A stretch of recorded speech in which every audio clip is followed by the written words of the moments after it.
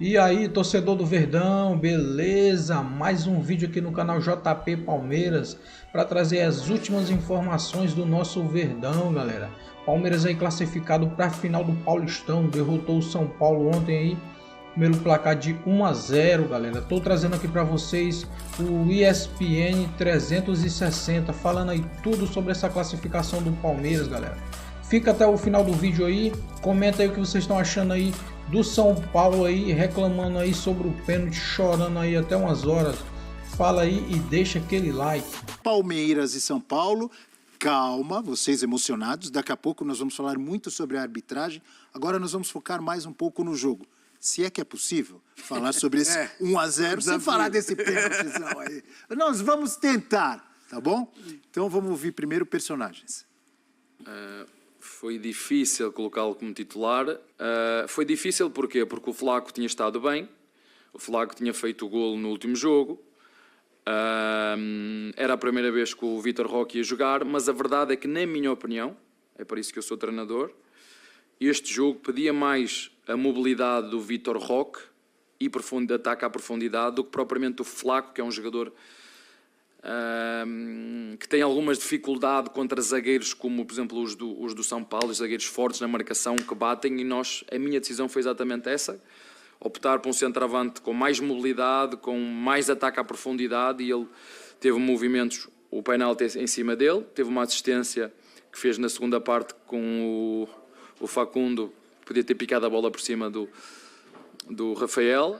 Entonces nos parecía muy importante que Oscar participara de la tenencia, por supuesto unos metros más atrás para tener más contacto con el balón, porque si jugaba un poquito más adelante entre el gramado y la persecución que podían hacer él se le iba a complicar más. Me parece que de frente él y Alisson jugaron muy bien, muy bien. Manejaron la pelota siempre, por eso pudimos sacarle la pelota. Acho que jogos assim a gente tem que ganhar os duelos independente do setor do campo, seja marcando, seja atacando. Eu acho que hoje a gente defendeu muito bem, na minha opinião defendemos melhor do que atacamos, e ali na oportunidade que eu tive de pênalti eu fiz, e a gente sabe que se a gente defender bem, a chance da gente ganhar é muito grande, porque a gente cria situações, chances para fazer gol. Vai ter jogo que a gente vai fazer um ou mais gols e vai ter jogo que vai ser um só. Eu acho que o importante é isso, classificar. Fizemos um jogo de time grande, soubemos sofrer ali em determinados momentos do jogo. Professor Celso Zelt, o que teve de influência no jogo, essas novidades? Vitor Roque estreando, Oscar jogando mais recuado, vindo buscar mais o jogo para armar. Você vê que, bem ou mal, o não pênalti acontece numa jogada justamente como o Abel falou, né? Jogar de mais mobilidade contra um zagueiro pegador. Ele falou dos zagueiros do São Paulo que pegam. Sobre o São Paulo, sobre o Oscar e sobre o Zubeldia, ficou a impressão ontem de que o técnico foi mais ofensivo que o time do São Paulo. Porque o Zubeldia não chuta para gol, né? E quem não chuta gol tem pouca possibilidade de fazer gol. O São Paulo levava bem o jogo, mas faltava ferir o Palmeiras. O tal do pênalti que a gente vai falar muda toda a história do jogo. Você falou como falar do jogo sem falar do pênalti. Até porque o jogo foi pegado, foi disputado, mas não foi agradável para torcedor, né? Os lances são chutes de fora da área. Pouca emoção, né? Pouca emoção. O Palmeiras no fim. Mas você sabe que na minha visão, óbvio que vocês podem e devem ter visões diferentes ou não, mas na minha visão o São Paulo tentou chegar perto do gol, mas não conseguiu. Sim. Porque o Palmeiras marcou muito. O Palmeiras fazendo muitas faltas, as faltas fazem parte do jogo, mas com ou sem faltas, o São Paulo não conseguia penetrar, apesar de ficar mais com a bola parte do jogo. É verdade, mas você vê um time que tem... Porque culpa do Zubeldia não foi. Ele entra surpreendentemente com o Luciano e sem o Marcos Antônio. Tem um volante só de característica, né? Todos os ingredientes. Ele colocou ali o time, o máximo que ele podia. Uma coisa é ter a ideia e outra coisa é colocar na prática. Tudo bem, é sem o Marcos Antônio, só que com o Ferrarese. Mas a prática não foi com ele, né? Sim. A prática é... E aí o Oscar, para mim, acabou não sendo nem um volante de contenção, nem um meia de criação. O Oscar ficou numa zona nula do jogo, ainda mais quando no segundo tempo o Veiga colou nele. Sim. O Oscar praticamente não jogou. Que é um jogador que talvez mais à frente pudessem render mais. Então, mas e os outros? Foi uma escalação que dá uma impressão inicialmente de que é ofensiva, mas na prática não conseguiu ser ofensiva, porque o time não chegava com uma quantidade suficiente de jogadores ao ataque para gerar problemas ao Palmeiras. Mas você tinha o Lucas, que acho que até jogou bem, o Luciano, que, quer dizer, ninguém bem, conseguiu... apanhou bastante, né? Ninguém conseguiu desenvolver, ninguém conseguiu um pouco Luciano mais. bem apagado, né, professor? Luciano a gente apagado. mal ouviu o nome dele na transmissão. Apesar de tudo, eu acho que o Zubeldia sai vencedor dessa história. Sim. O Zubeldia saiu ameaçado. Hoje eu vi torcedores tricolores orgulhosos nas ruas de São Paulo com suas camisas, até em desagravo ao pênalti que Eu acho que mais por isso. determinou. Sim. O São Paulo tentou, mas é muito inócuo, né? Muito pouco para quem tinha que ganhar o jogo. E, na verdade, tentou mesmo no segundo tempo, depois do gol do Palmeiras. O primeiro tempo era um primeiro tempo tímido, o Palmeiras sempre mais presente, por mais que o Abel tenha dito, porque o São Paulo tal, surpreendeu e tal, mas surpreendeu até a página 3.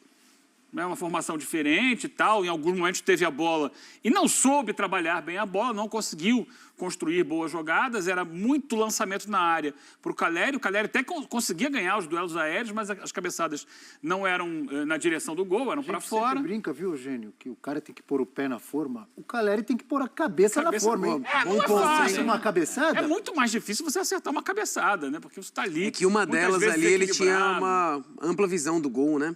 Teve mas uma das cabeçadas ali, é uma chance bem A clara. probabilidade de gol bem numa clara. cabeçada é bem menor do que no Sem chute. dúvidas.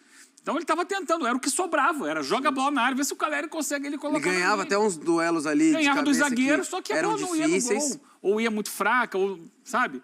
E com bola no chão mesmo, porque quando você tem um sistema com uma linha de 5, né? Com 2 alas, você imagina que quando o time for para o ataque, esses alas vão se soltar e vão chegar para dar um suporte. Né? Nem que seja para preencher mais o meio e liberar o Oscar para chegar mais à frente, mas isso não acontecia. Por quê? Porque ele espetava o Vanderlan do lado, ele, o Abel, espetava o Estevão do outro e travava os 2 alas do São Paulo. Cedric errando bastante também, né? Cedric E errou eles não muito. conseguiam jogar, nem o Enzo, nem o Cedric do outro lado. E aí os zagueiros já estavam lá travados e o São Paulo ficava com menos gente para chegar ao ataque. Ficaram o Caleri, o Luciano e o Lucas. Nem o Oscar conseguia chegar muito. E o Enzo tinha o fator Estevão, né? Sim, então, lado do se você tem o Estevão do lado e o Vanderlan jogando muito adiantado, como jogou, para justamente travar o Cedric, como é que você joga? Aí é bola na área para o Caleri. Ele até tenta lá, ganha uma ou outra, mas não consegue fazer o gol. Então, assim, o Palmeiras foi muito eficiente no que ele... Talvez ele não tenha conseguido ser dominante no jogo e gerar tantas situações por estar em casa como muita gente imaginava. Porque o São Paulo também, com a linha de 5 ali atrás, bloqueou muito as ações do Palmeiras. Então ficou muito o jogo. O que tem sido assim, né, Abel? Abel, professor, João. Esses jogos decisivos são jogos muito mais de luta, de briga, de Físico, disputa por espaço físico, do que exatamente de bola no chão. É tentar travar o adversário. E nisso o Palmeiras foi muito bem, travou bem o adversário. As situações do Palmeiras quase sempre foram de chutes de fora da área, porque aquela proteção na intermediária, ela estava frágil. Você só tinha, de fato, ali o Alisson, com um pouco mais pegada. O Oscar não é um volante, então ele não tem a manha de ocupar os espaços, bloquear os chutes. Então o Palmeiras chutou muito de fora da área, penetrou pouco na área. Só que, hoje em dia, vamos lembrar o Jürgen Klopp. Vai lá. A marcação-pressão é o novo camisa 10. E o lance que decide o jogo é fruto de marcação-pressão. Perfeito. E nenhum dos times estava fazendo até então a marcação-pressão. E o Abel Estavam até só fala, cercando. né? Ele falou na O coletiva. Abel fala na coletiva, ele usa uma expressão que são gatilhos. Gatilhos de marcação-pressão. Em algum momento do jogo, ele... Pum, é Precisa dar agora. uma chegadinha. E no que ele dá, eu nem acho que tenha sido assim, uma saidinha do São Paulo. Não, é que o São Paulo tinha a bola, se viu sem alternativa do que fazer com a bola e foi recuando. Quando chega no goleiro, há aquele erro ali, que é o erro para mim do Rafael junto com o Arboleda, e acaba acontecendo o lance que o árbitro marca pênalti, que é o lance decisivo da partida. Mas esse Você aí. deixou claro que você não gostou da escalação do Oscar ali, né? Eu achei que não funcionou. Assim, uma coisa é a ideia. Quando a gente vê a escalação... O conceito é legal. Coloca no papel, poxa, olha... Primeiro, eu não sabia quem ia ocupar aquele espaço. Sim. Porque para mim o Oscar não é um jogador para isso. Quando começa o jogo eu entendi, é o Oscar ali ao lado do Alisson, porque alguém tinha que ficar ali. Mas muita gente também, Eugênio, quando viu a escalação, eu recebi mensagens de amigos são paulinos falando, o Zubeldia enlouqueceu. Vai entrar no Allianz com um volante só, Maluco tá do bem, botando na maluco conta beleza, dele. maluco E assim, beleza. querendo ou não, o São Paulo não sofreu tanto assim, né? Acabou A gente- permitindo muito você chute mesmo de fora lembrou, da área. com toda razão, que o Palmeiras estava só à base do chute de fora da área, porque não estava não tinha conseguindo infiltração. penetrar, infiltrar na área do São Paulo. Então, assim, pensando no setor defensivo, o São Só Paulo teve não esse sofreu lance aí tanto. de infiltração. Exatamente. No segundo Né? tempo já. Do Facundo, né? O passe do Passe Vitor do Roque Vitor pro Roque. Facundo. Mas o São Paulo acabou não sofrendo tanto assim como a gente imaginava. Quando você olha para a escalação e só tem um volante de ofício. Muito por conta de ter três zagueiros. também, Né? né? De ter três zagueiros. Só que os dois times, professor, ficaram devendo na questão da criação. Do ponto, foi interessante para quem gosta de fazer análise. Sim. Pra gente tinha muita coisa para analisar. Agora, para quem queria ver jogo, É. muito pouco. Muita né? tensão, O jogo só muito tensão. tenso. Muito É. tenso, como foi também Corinthians e Santos. Sim. Aquela tensão no Muitos ar, jogos têm sido assim. aquela coisa amarrada. Verdade, professor. Tem alguma similaridade ali dos Do dois que essas jogos. semifinais não trazem assim alguém voando, nem Corinthians, nem Vocês- Palmeiras. Vocês que são mais habituados com esses números e estatísticas, 23 faltas cometidas pelo Palmeiras e 15 pelo São Paulo. É muito ou é normal para um jogo desse? 23, Não é muito. 38 faltas no total. É um número meio que, assim, dentro da média. média. Só que o que surpreende é a quantidade de faltas a mais do Palmeiras, que é dono da casa. Paulo. O Palmeiras usufruiu muito dessa estatística porque estava ali, a gente estava conversando antes de entrar no ar, o Lucas apoiou o jogo inteiro, faz parte, é uma decisão técnica, eu imagino que seja uma questão técnica mesmo do Palmeiras de chegar junto. Só que assim, se a gente analisar, a questão defensiva do Palmeiras foi o melhor do Alviverde em campo ontem. Quem jogou pra caramba? Na transmissão falavam-se, o Rafael Veiga foi o melhor Que nomes jogador. você ouvia, né? Pô, o Mikael jogou muito. Mikael anulou o Caleri. O tempo inteiro em cima. E Emiliano Martins. O Martínez jogou muita bola, apesar de sair no segundo tempo, jogou muita bola. Jogadores recém-chegados. Recém-chegados. E- Aprovados já? Aprovadíssimos, tanto que assim, para você... E a gente conversava ontem na redação, antes do jogo, porque o Gustavo Gomes tem um tamanho gigantesco, o Palmeiras estava apto a jogar, e muitos palmeirenses falaram, não, eu acho que o Gustavo tem que começar no banco, vamos ver como é que vai ser para as finais, porque o Mikael tá jogando muito bem, né? Então, se você Uma boa analisa... saída também, né? Oi? Saindo bem. Saindo bem, assim como o Murilo, né? Os dois zagueiros do Palmeiras têm bom passe. Então, quando a gente analisa destaques, procurando ao máximo não falar do pênalti marcado, eu não falaria do Vitor Roque, eu acho que ele está um pouco fora de forma, vai se adaptar. Né? A gente vai ver muito mais do Vitor Roque do que vimos ontem no Clássico. Isso, mas Estevão quando tiver também não jogo, teve né? Exato. Quando tiver mais Quando jogo. tiver mais jogo. Tem tido pouco jogo. E a bola também não isso chegou tanto, né? Uma crítica só a essa partida, não. A gente falou aqui do Corinthians. Se a gente for para o Rio de Janeiro também, lá, os jogos do Flamengo e Vasco, o Fla-Flu que teve na fase... Bola rolando teve pouca. Exatamente. Então Imagina. vamos ver os números do Vitor Roque, vamos lá. já que você puxou, que aí a gente continua a nossa análise sobre esse que chegou aí com status Foi de decisivo, nova mas estrela ainda veremos palmeirense. mais. Estreia tímida e polêmica, mapa de movimentação de Vitor Roque na partida contra o São Paulo. 75 minutos, uma finalização, 19 ações com bola, 6 passes certos e o polêmico pênalti sofrido, João. Pois é, Abel. Eu acho o seguinte, o Vitor Roque, ele precisava ter sido escalado. O Abel precisava colocar ele, acho que assim, amedronta um pouco. Não teve a questão do Neymar no banco apenas para amedrontar o Corinthians. Você chega com um rapaz que não acabou de amedronta chegar... ninguém, você tem que jogar. Não, tem que Amedronta jogar. o Santista. Amedronta o Ele lá no Santista. banco, o Santista ficou com medo da... Neymar, amedronta. quando o Quem foi Santista viu a amedrontado pelo escalação Santista? e o Neymar fora, já ficou com medo. Agora, o Vitor Roque fez o que precisava ali no lance, né? Querendo ou não, ele cavou. Vamos falar a verdade, cavou o pênalti, vamos falar mais pra frente. Só que durante os 75 minutos que ele esteve em campo, pouco vimos de Vitor Roque, ainda. Só que foi uma estreia que, assim, deixa uma marca positiva. Uma falar vitória, uma uma coisa. classificação e o pênalti sofrido por ele, foi Vê se professor. Não tem vocês jeito. concordam.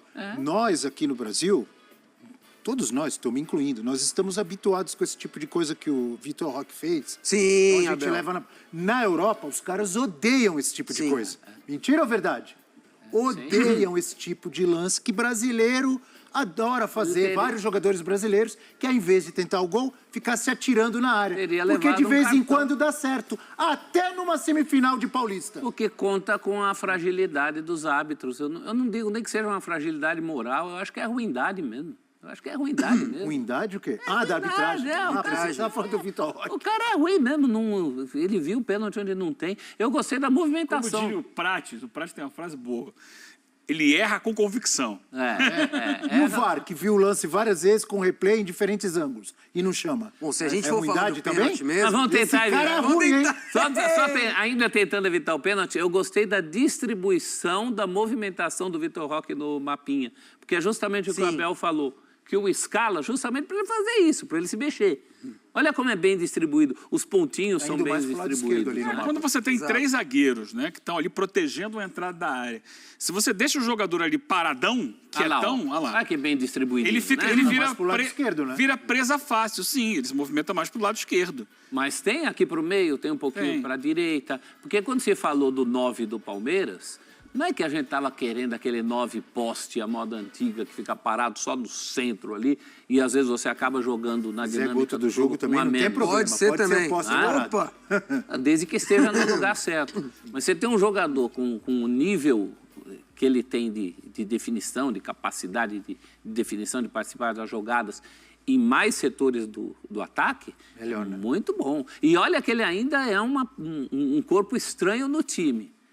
É isso aí, torcedor do Verdão. Não se esqueça de deixar aquele like, galera, e comentar aí sobre o que vocês estão achando aí do chororô do São Paulo, galera. Beleza? Fica com Deus.